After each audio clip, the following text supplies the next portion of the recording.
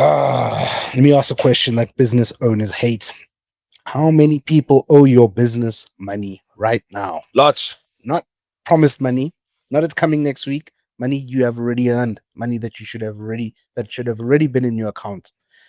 Around the world, cash flow problems remain one of the top reasons small businesses fail, and late payments is a major part of that. Because they can't sell. So do you think it's because people can't explain that to me though? Because I've sold, I delivered on the work. Cock, man, you didn't sell. What did I do? You delivered on the work. And then I didn't get paid. Yeah.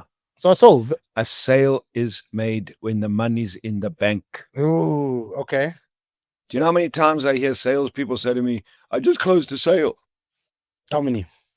In your 30 years experience? All the time. And I go, okay, great. What happened? I know the customers told me they're going to buy, or the customer took the product. And? Yeah, no. And have they paid? No. Then you haven't closed a sale. Until the money's in the bank, it's charity. And in my experience, way too many business owners are running unintentional charity organizations because they are so desperate to give people their product or their service that they deliver and then don't collect the money. How do I know that? Because I've done that in my business way too often over the years. I've been stupid. That is stupid. Do you think that people have a fear of confrontation when it comes to that? Like, I've done the work, give me my money. Well, money is one of the biggest connections to emotion that we have, Sully. People are so, very often people are so scared to ask for their money. What happens if I ask and then the client doesn't want to do business with me again? Goodness me, you've done business with a client, you've provided a product and they haven't paid you. Why are you worried about them not doing business with you again? Flipping heck, they're a bad client. So if they're a bad client, fire them. So you're saying it's people wanting to be liked? Yeah, I mean, a number of reasons, but the reality is your business model's got to go like this. You want to create exchange. What's fair and equitable exchange? I promise you that I'm going to deliver this glass of water, and in return, you pay me money. Great. So the deal is before I give you the glass of water, pay me money. No, but I want to make sure that the water's right. Okay, I'll tell you what, pay 50% up front. Well, it all depends on your terms. But too many business owners, too many businesses, too many salespeople struggle to get money after the fact because they were hoping they were going to get money. And then they get upset. And, I learned this from Nicole. When you create an upset, it's because the setup is wrong. So in sales, you have to set it up right. So this is how the deal works. Okay, I'm going to give you your money. I'm going to give you your water, and you're going to pay me 50% up front. On completion of the water, you're going to pay me the balance. How does that sound? Excellent. Then when you go to collect your money and the person's going, well, there's no ambiguity in what I'm asking you for, but was that our deal? Yes, it was. Good. So I need my money. And then you go, okay, well, if you don't pay this interest but that just creates more and more work. So for me, create a system where the payment's up front. Okay. I mean, you pay me up front. I deliver on my product.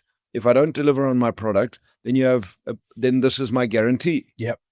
So because there's risk on both parties.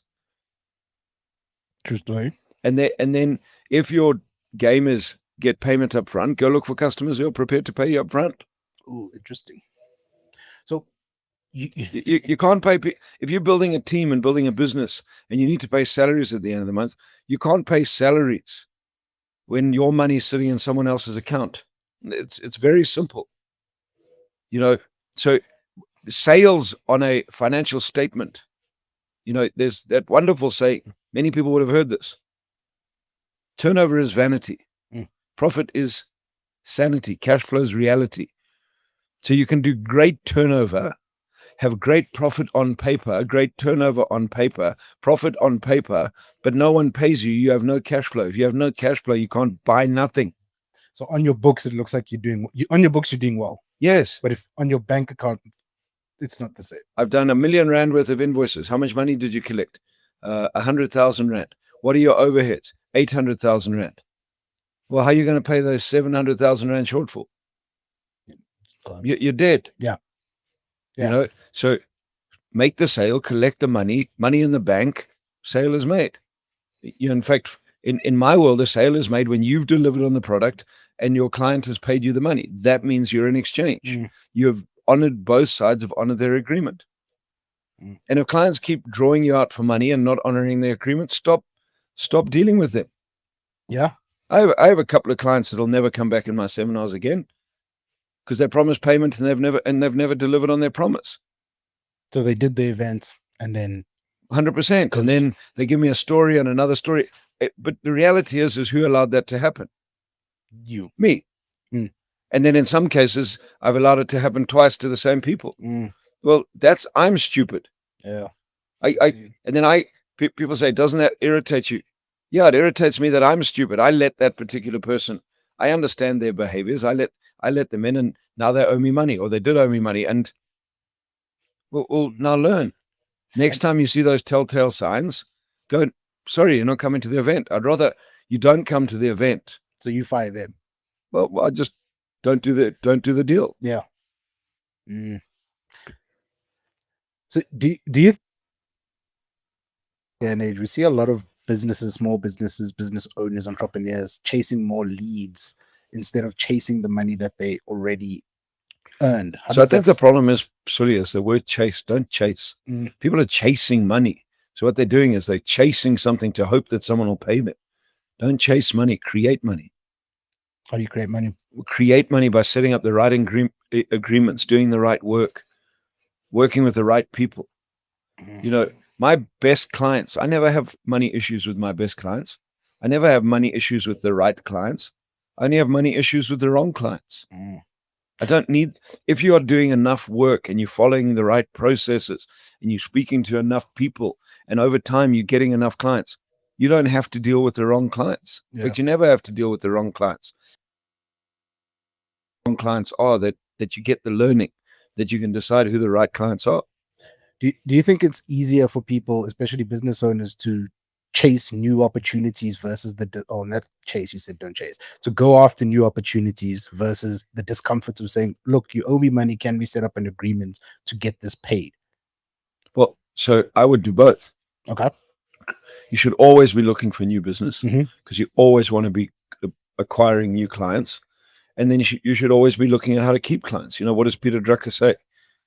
The purpose of a business is to find and keep clients. Okay, but you got to understand what a client or a customer is.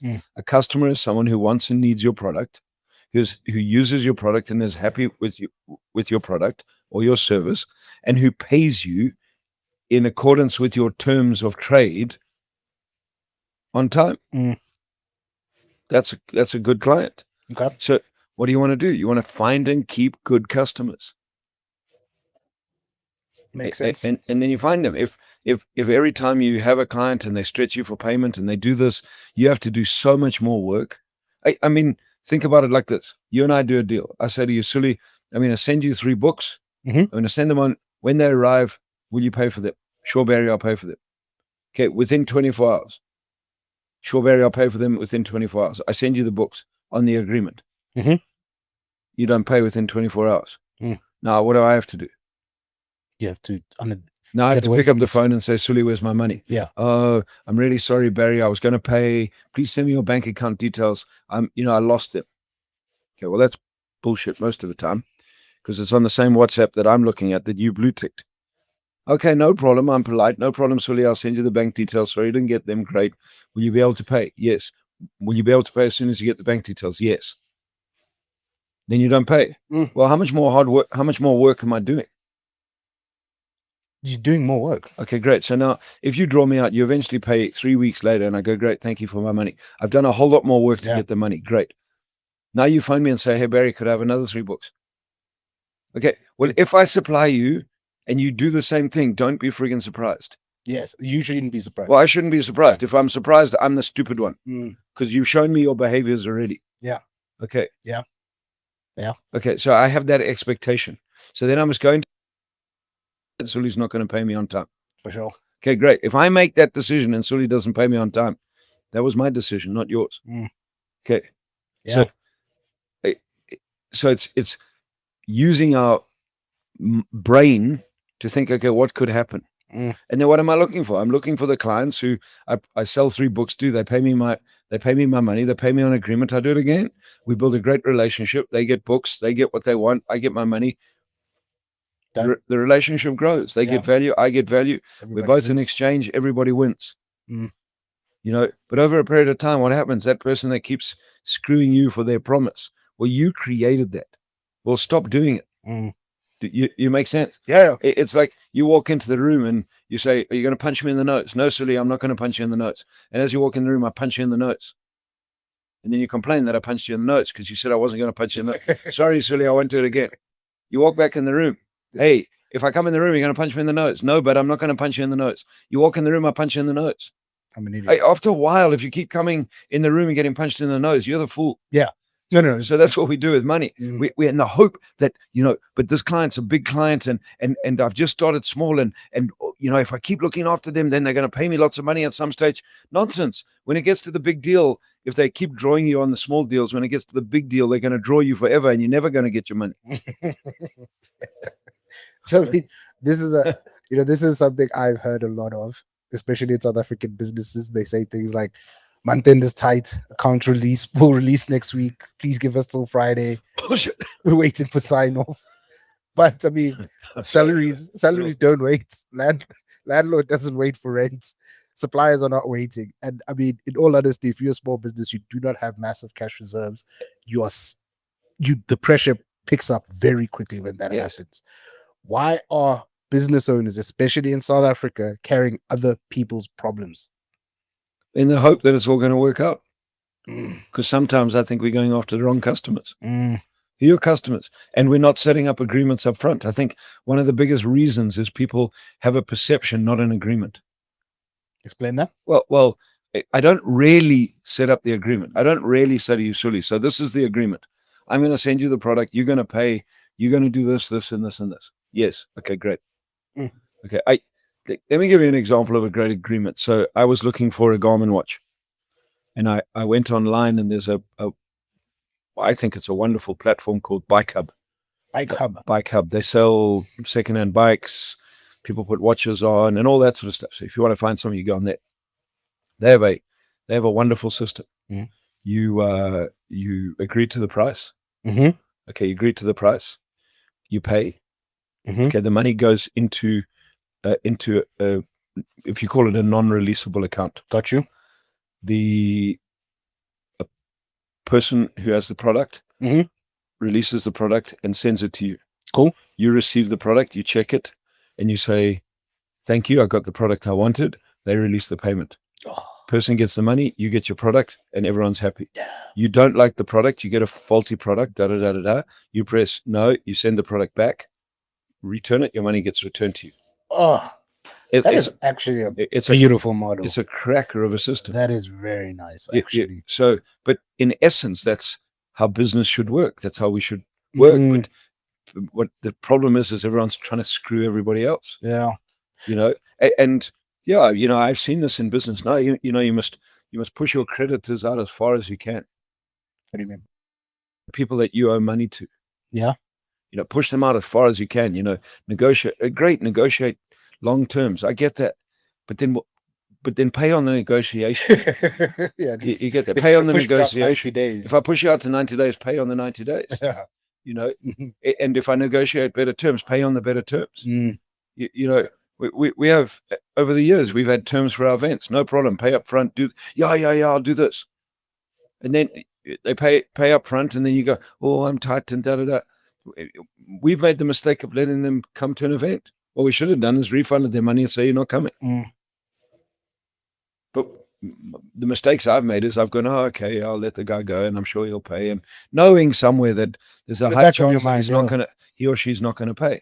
And I've seen that. Now for me, it's very simple. These are terms of agreement. This is how it works. I weigh up what I'm prepared to risk. Okay. So if I give that person an event and say, "Pay me in 6 months," and they never pay me, well, in my brain, I'm weighing up, am I prepared to lose all that money if they don't pay me? If the answer is yes, we'll do the deal. Cool. If the answer is no, then don't do the deal. It's like investing. If you're going to invest in something and you're going to get a return, if that return doesn't come for whatever reason, because that's the risk. Yeah. Well, do you want to lose the money? I never do a deal because I want to not get paid. But am I prepared to lose the money? For sure. You get that. Yeah. But the simplicity is, and I'll go back to it, set up set up your agreement up front. The better your setup up front, the less upsets you will have. Set it up. Sully, that's not what we agreed. What did we agree? Sully, can I send you a copy of our written agreement that you signed? Okay. Sully, what does it say on the written agreement? That. Great. So are you going to honor your agreement or not? Does that make sense? Yeah. You know, It's in their court. I have a scenario now where someone owes me money on a deal and they've been pushing it out. Phone call I'm going to make to them is very simple. Look, dude, just tell me honestly, are you ever going to pay me my friggin' money or not? If you're not going to pay me my money, I'd rather you tell me now. Never have any other dealings together again. Okay, that's the deal. Because you are now wasting my time. That it's in my mind. And you keep promising me, and nothing happens, and you keep bullshitting me, and you keep telling me stories, and it's not working. So guess what? Let's just draw a line in the sand. Okay, you be honest with me and tell me whether you are intending to pay me, and if you are, I want to know when. If not, and if that person's not prepared to put a line in the sand and make a commitment to a date, well, then they're not prepared to commit. In my world, do whatever you want. Have a nice life. Thank you for the lessons. You'll never be in my space again. I'll never work with you, do any other deals with you. That's great. Take it as a lesson, move on. But if you get into that scenario with the majority of your clients, you're never going to run your business. Now, I kind of just had a thought around you then. I think like some people don't back money. Yes. But I picked up the phone to those people and I said, I'm in the shit. This is what's happened. I can't honor the agreement like I said I was going to. Can I make a new agreement? This is how long it's going to take me. I really apologize, but this is what I'm going to do. And then I make sure I stick to that agreement. You know, I had one situation where years and years ago, I borrowed money for a business venture and things went a little bit pear-shaped and I got halfway through paying the loan back and then I couldn't. And eventually I got to the time way over the period of time, but I continued paying where I had paid a lot more than what I had borrowed because of interest and timeline and everything. Up and he said, hey Barry, I just want to tell you, I've done some calculations. I think you paid me way more than enough. Okay. Now some people think I'm mad. I said, thank you so much for that. But my agreement with you is this is what I would pay and this is how much it was going to cost me and I will honor that agreement. Okay. I didn't have to, but I did. Why? Because very simply for me, my integrity is way more important than that. And guess what? Yes, he would have gone away and gone, okay, well, I sort of got my money back and that was okay. But I had to let him off a little bit. Whereas he'll never, he may be able to go, you know what, that guy took an extra year and a half to pay me back or 2 years to pay me back. And yes, he had to renegotiate, but he paid that in full and full plus because of the interest. If there's a business dealing, he'll do business with me again. Yeah. In the other scenario, more than like nothing. But guess what? That same game is going to play out somewhere else. Why? Because people talk and someone will phone him and say, hey, I've been approached by this guy. You used to work with him or you did some dealings. What do you think? He may not slate me, but he'll say, you know what? The whole deal didn't go the way I had expected. I was a little bit let down. So you go into it yourself, but if it was me, I probably wouldn't. Yeah. And now if you don't pay people, I mean, I have certain people that I know that if someone phoned me and said, I'm going into this business deal with this person or with these people, would you do it? I'd say no. And they'd say, why not? I'd say, because I've done dealings with them and they can never honor their agreements. It's your choice because maybe it was me, but your choice. Now, that's exchange. That's going to come back. I'm not going to slate them and that's a friggin' bad oak and da-da-da-da-da. I'm not going to go and hello, Peter and hello, Paul and on Facebook and do all that. That's, for me, that's petty little people's games. Yeah. But I'm going to take my lesson because I'm the one that played part of it. If it wasn't for me, that it wouldn't have happened. So I have to take responsibility for me. And then I got to make sure I don't do it again with other people like that. Yeah, fair enough. Does that make sense? Yeah. But I'm also going to be honest with people who may reach out to me because that's how life works. And sometimes life works like this. You and I are friends. Someone says to you, oh, you know that guy, Barry Mitchell, he used to do some work with that person. What? And you'll say, you know what? Barry mentioned to me that the business that he did with that business wasn't good. So, okay. No, you're not lying. No. You're not slating them. No, this is what I heard. But that's what they created. So this idea of money is, money is the result of all the work that we do. Yeah. It's the measurement of all the work we do. Collect it because because money makes your business move. So if you're not collecting money, you're going to have cash flow problems. When you have cash flow problems, your number one reason why businesses fail is cash flow problems. Number one reason we have cash flow problems is because we can't sell. So we're not generating enough income. The second reason, I honestly believe, is because we're not collecting enough money. We're not collecting the money. The money's not coming in. You have to bring the money in. Okay. So I'm a business owner. I'm listening to this right now, right? I've got my business. I've got my accounting department, blah, blah, blah, blah, blah. Who should be collecting the money? The salesperson. The salesperson. Yes. How should they do that? Well, so I make a sale to you. Yes. Okay, so let's go back to our book scenario. Cool. I'm selling books. Yes. You're my client. I picked up the phone, chatted to you, Sully. Yes, I want books. Excellent. Okay, so in our case, it's online. So I'll go, great, Sully, I'll send you a link. Mm-hmm. You go on the link, you click on the link, you pay. Got you. Great. Done. I got my money, I'll send you the books. Yes. Okay, now we're in exchange. You got the books, I phone you back. Did you get the books? Okay, that's a first class transaction. You happy with the books? I got my money, we're moving forward. Okay, so let's take this scenario. We don't have online, but I say to you, okay, Sully, so I'll tell you what, I'm going to send you the books, and this is purely based on trust. You get the books. Mm-hmm. I know where you are, got your address, da-da-da-da-da. On receipt of the books, will you pay? And you go, yes. I go, great. So let's say I know where your business is. I go, I drop the books off. Mm-hmm. You get the books, you say 100%. I say, excellent. Can you pay? You say, yep. And I leave an invoice with you. Cool. Okay, well, I can pay, but no, I didn't set up a clear agreement. You said, yeah, I can pay. You didn't say. So what are you doing? When? Well, I'm going to pay. He's going to pay. When? Oh, I don't know. Mm. Okay, so that goes back to the simplicity of make sure the setup's right. So, Sully, will you be able to pay by close of business today?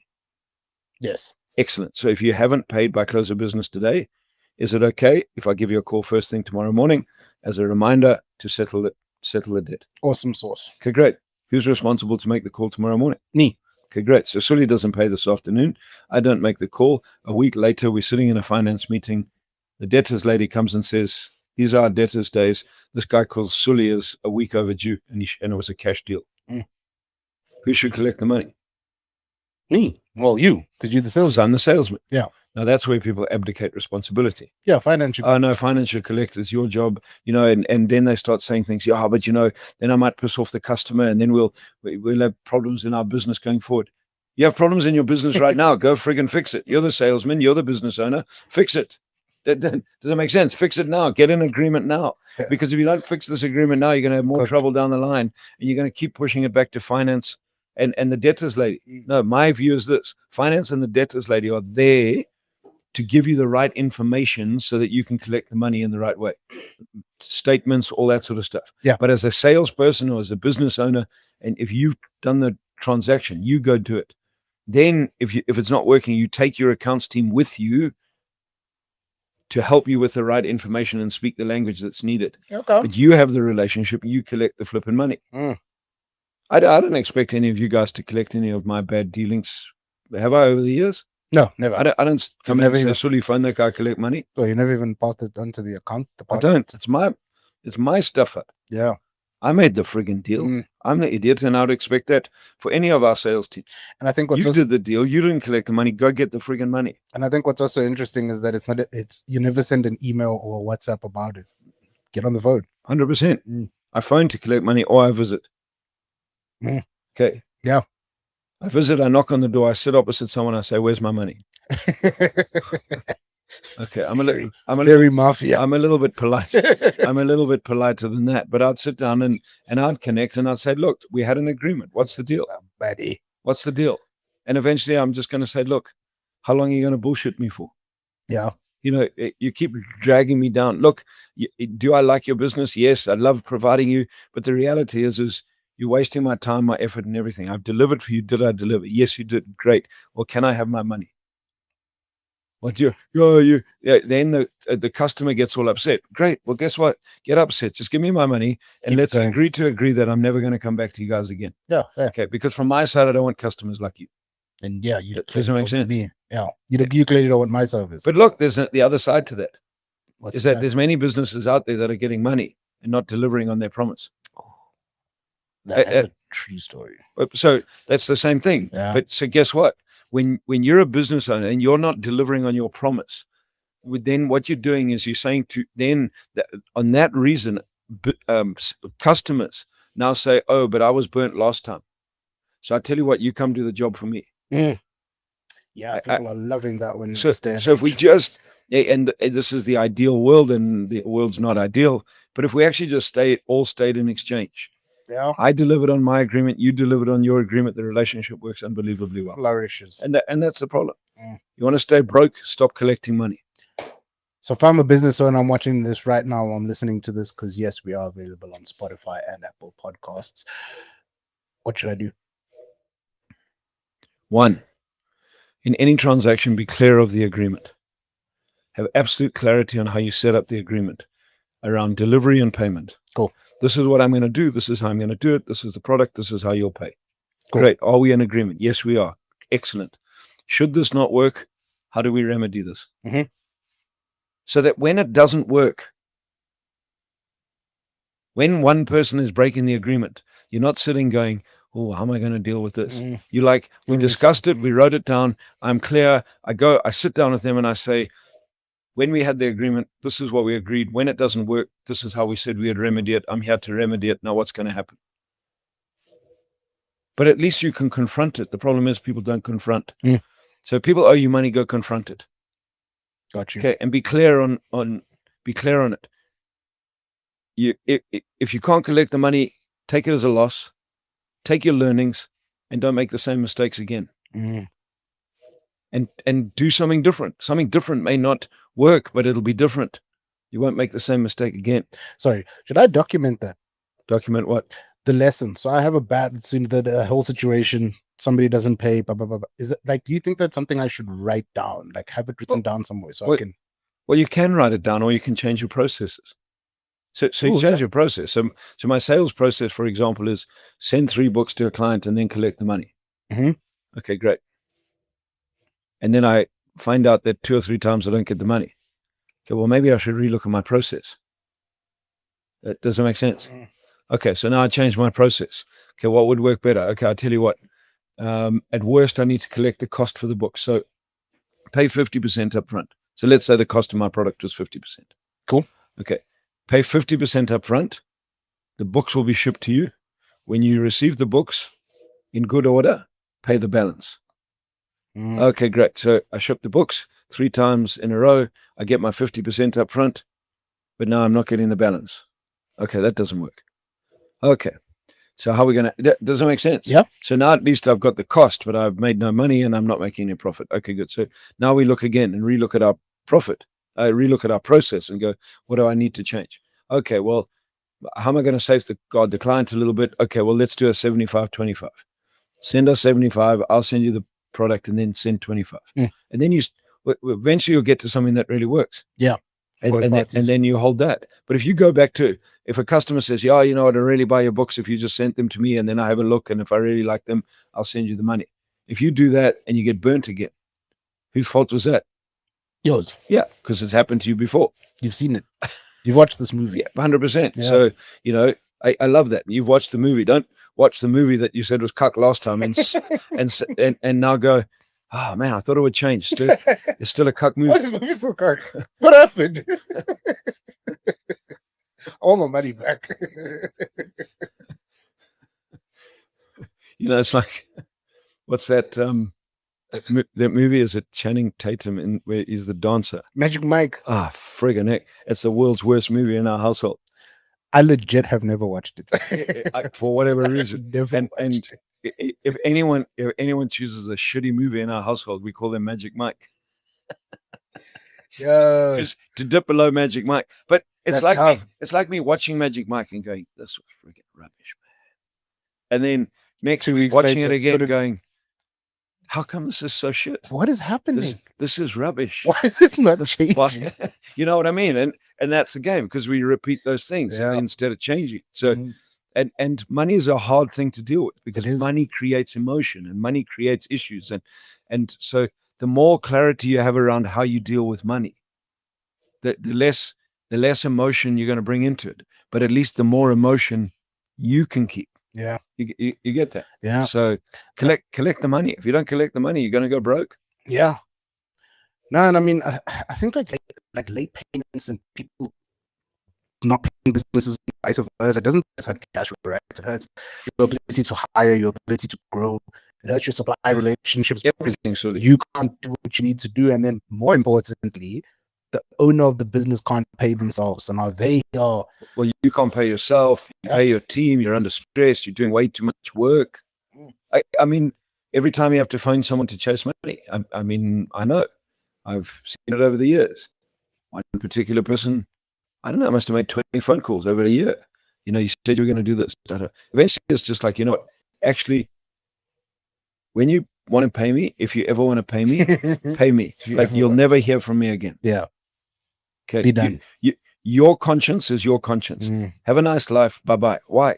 Because the amount of space that person takes up in my head. Okay.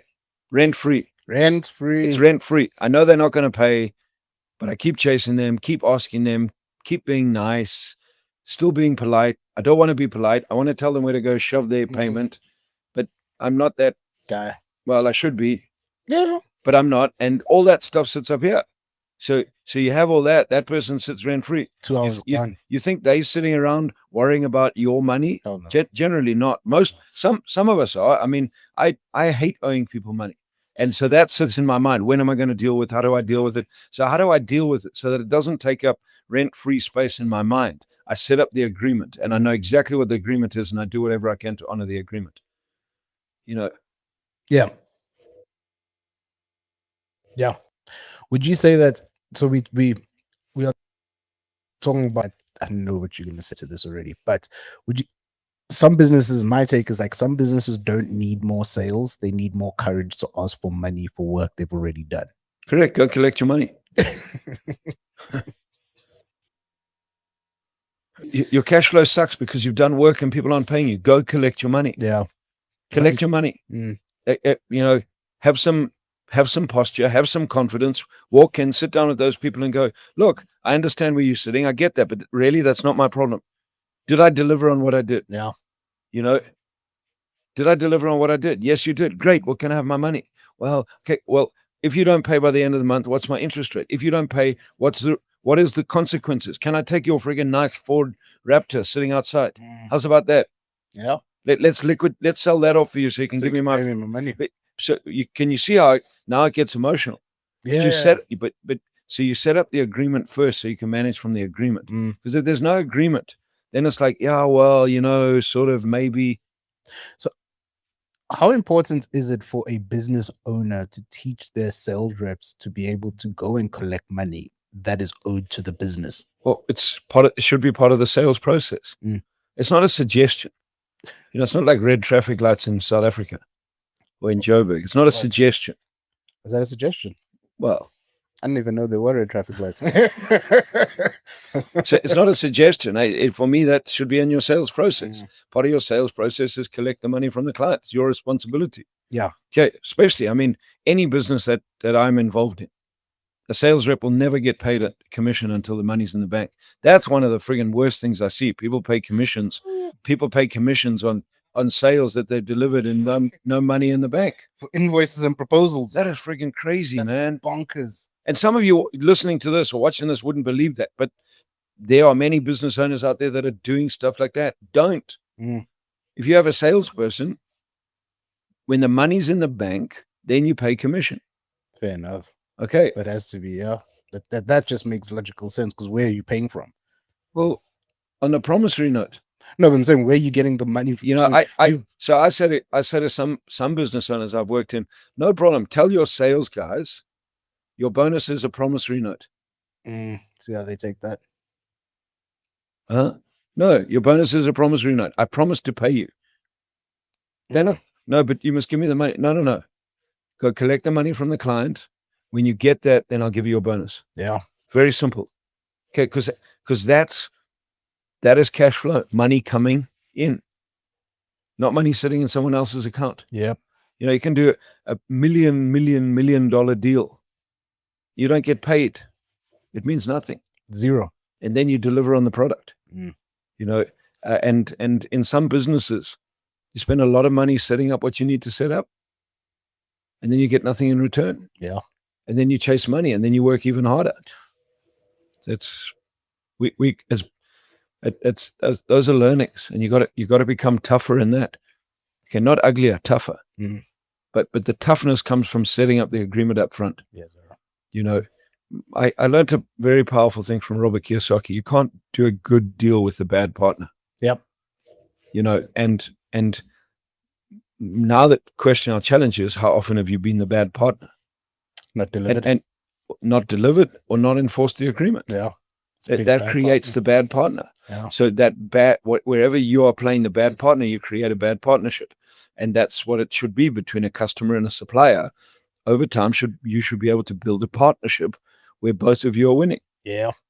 And if one of you doesn't pay, you're the bad partner. If one of you doesn't set up the agreement to ensure that payment comes through and hold them, you're the bad partner. If one of you doesn't deliver and one of you pays and you're not delivering the service and that, you're the bad partner. You know? Yep. So just stay in exchange. At the end of the day, that's the key deal. Stay in exchange and ensure people stay in exchange. Mm. And on that note, when I get off this, I have a phone call to make. Yes, indeed. Mm-hmm. So here's the real question for the business owners who are watching this, listening to this. How much stress in your life right now belongs to money you already earned? And why are you still carrying it? That's sitting in someone else's account. Because some businesses are not drowning from lack of opportunity. They are drowning from money that is in other people's accounts. And as one of my very first accountants I worked for always used to say to me, cash is king. Cash is king. Money in the bank, Bill. Money in the bank. The customer. See you next week.